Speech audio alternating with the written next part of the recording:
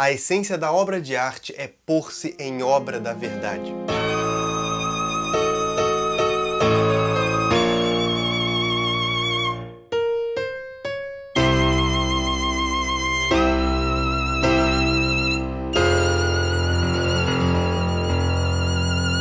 Eu sou o Victor Lance, seja bem-vindo a mais um vídeo sobre arte e filosofia. Nas primeiras linhas aí da descrição desse vídeo eu vou deixar alguns links e e-mails de contato para cursos que eu vou dar tanto via Skype, via ou Hangouts e também presenciais no Rio de Janeiro, principalmente um deles muito especial sobre arte e filosofia. Dá uma olhada na ementa que tá muito maneiro. Uma das coisas que eu mais gosto de fazer é debater sobre artes com os meus amigos e constantemente eu me pergunto e me deparo com a ideia de extrair dali algo realmente proveitoso para o desenvolvimento da consciência. E por isso eu ando pensando não que exista uma fórmula de análise e muito menos uma fórmula de apreciação de uma obra, óbvio, mas algumas possibilidades que podem ser proveitosas. Antes de debater seriamente sobre qualquer coisa, eu acho que primeiro a gente deve respirar fundo e relaxar para estar com a mente aberta ao outro. Relax. Take a deep breath.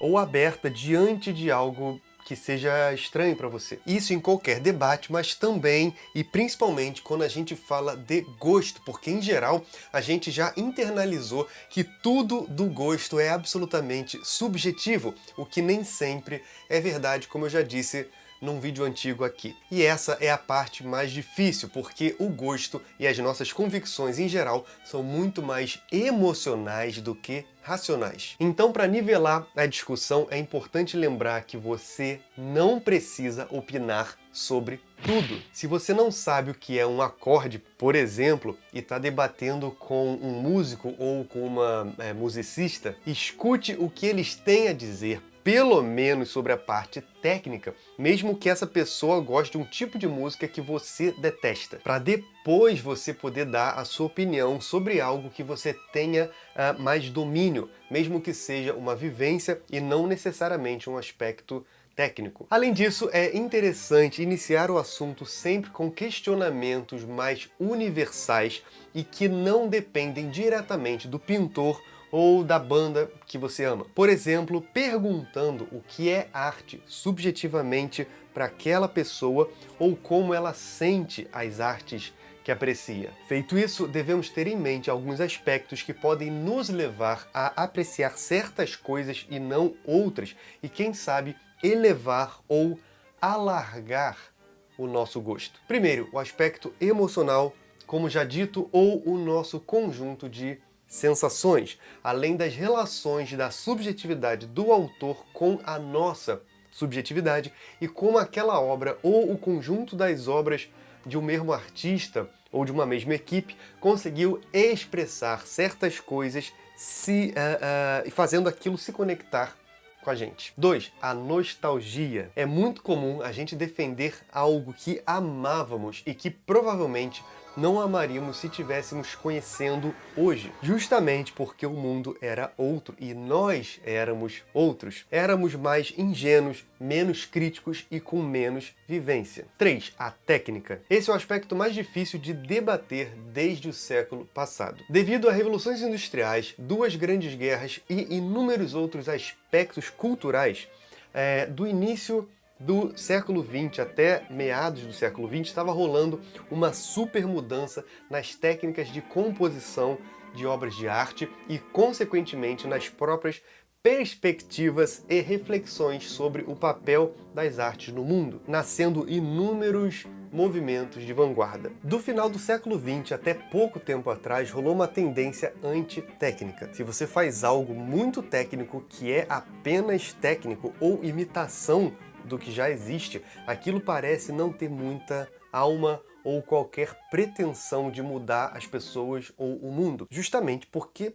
já foi visto. Mas por outro lado, a técnica pura nos impressiona porque exige do artista infinitas horas de prática, e muito da expressão artística se faz ali, na experimentação, na mistura de tintas ou na brincadeira com takes diferentes no cinema e por aí vai. E eu acho que depois que nasceu a arte digital, muita gente está voltando a valorizar a técnica apurada, principalmente se ela tiver em comunhão com outros aspectos, seja o emocional, o nostálgico ou 4, o aspecto social e político. É muito importante observar como uma obra se relaciona com o contexto social ou com o seu ponto de vista político. Esteja isso consciente ou não na mente do artista. Uma vez eu estava num debate ferrenho que provavelmente se exaltou mais do que deveria, e um amigo meu disse que banda pop, em geral, estava ali só para distrair, para entreter,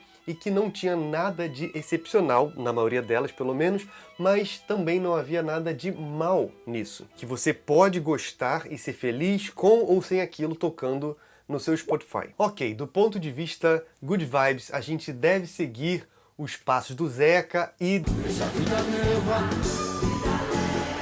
Mas isso é subjetivo, e se a gente for mais fundo e pensarmos no aspecto crítico da coisa, muitos problemas irão aparecer na nossa mente, como, por exemplo, por que a maioria das músicas do pop são quase iguais, tem sempre a mesma estrutura harmônica, ou nos causam sentimentos mais ou menos parecidos? Por que elas chegam a nós massivamente em detrimento de outras? Por que o pop americano é o que mais vende e por que o K-pop tem crescido assustadoramente, mesmo entre países que não entendem coreano? Uma das respostas possíveis para isso é 5. A indústria cultural. Esse é um termo cunhado pelos filósofos Adorno e Horkheimer da escola de Frankfurt, e sinceramente eu acho que vale um vídeo só sobre isso um dia. É muito comum entendermos pintura como arte no seu teor mais profundo, mas música ou cinema como mero entretenimento. Se eu me divirto, se me entretém ou se me emociona de alguma forma, ainda que sejam sentimentos dos mais simples, logo é bom.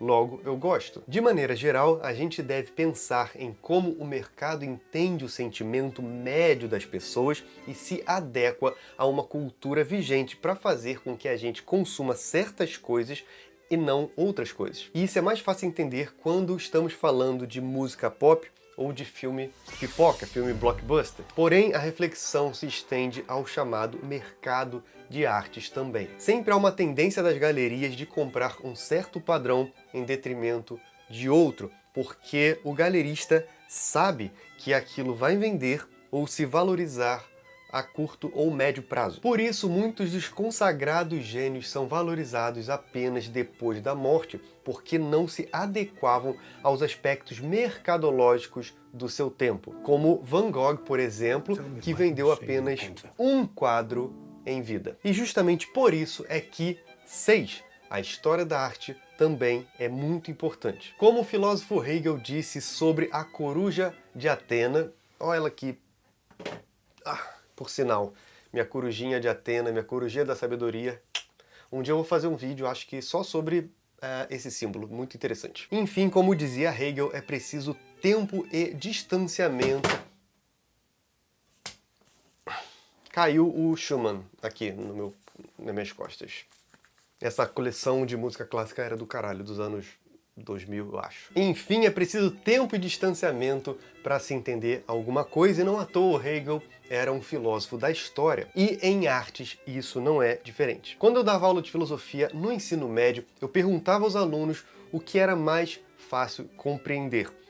O período Jurássico, por exemplo, a queda do Império Romano ou o nazismo. E o debate era sempre muito rico. Mas, de certa forma, a gente pode pensar que nós temos pessoas ainda vivas que vivenciaram os horrores da Segunda Guerra de perto. Temos inúmeros documentos, fotos, vídeos, armas, utensílios da época ou os diários de Anne Frank. Esse é um livro que eu comprei sobre a Anne Frank e seus diários.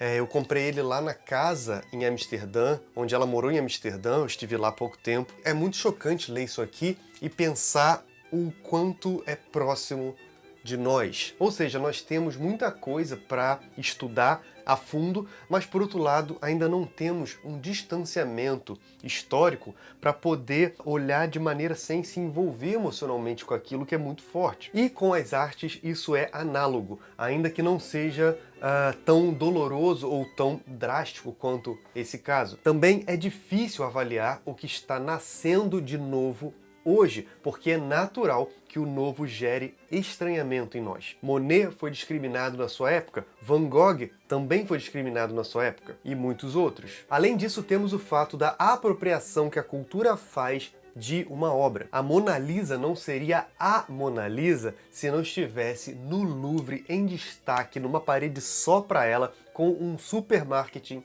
em torno disso. E aí voltamos àquele argumento de que vale a pena estar com a mente e o coração abertos para tentar apreciar coisas novas. E que talvez a gente não aprecie porque não entende, pensando que entendimento nesse caso não é apenas um entendimento puramente lógico, mas em comunhão com as nossas sensações. 7. O lado simbólico que vem alinhado também à história, porque um símbolo, diferentemente de alegorias mais simples, não nascem da noite para o dia. A gente pode apreciar uma obra de arte por via simbólica, quando uma imagem numa pintura ou num filme ou a letra de uma música fazem a gente se conectar com certos princípios supostamente universais. E mesmo que esses princípios estejam no mundo desde sempre ou não, se estabeleceram sem dúvida com muita força na cultura por muitas gerações. Se você vê uma pintura qualquer com uma cruz, é quase impossível não remeter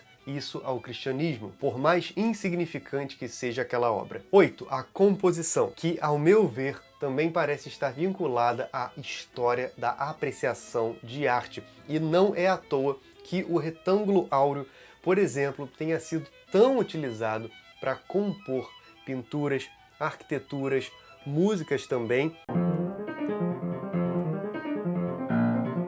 Okay, I'll stop right there.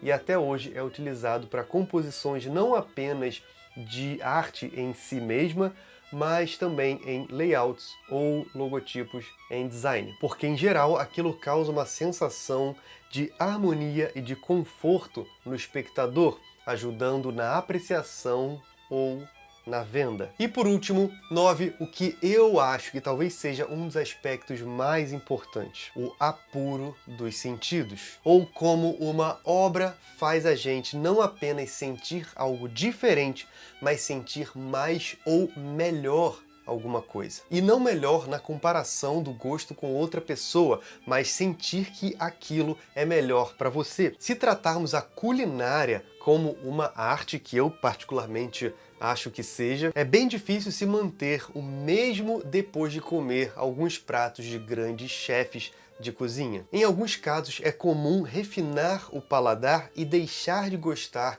de algumas coisas que se comia antes. E o que eu acho que acontece principalmente entre pessoas da classe média, pessoas que têm o poder de consumir de vez em quando, raras vezes, um prato refinado e consequentemente muito caro, é que é possível apurar o seu paladar sem deixar de lado, sem parar de consumir um podrão, né, como fala aqui no Rio de Janeiro, aquele dogão cachorro-quente, sem parar de consumir um salgado ou sem parar de comer uma pizza ou uma comida caseira. E isso também acontece com o olfato quando se entende de perfumaria, ou com a visão quando se entende de fotografia ou de pintura, por exemplo, ou num conjunto de sensações quando se vê um filme ou uma ópera, justamente porque são obras que mexem com vários sentidos ao mesmo tempo. Ou também numa instalação onde você acompanha o processo ou faz parte da arte, enfim. Para mim, particularmente, é um deleite poder ouvir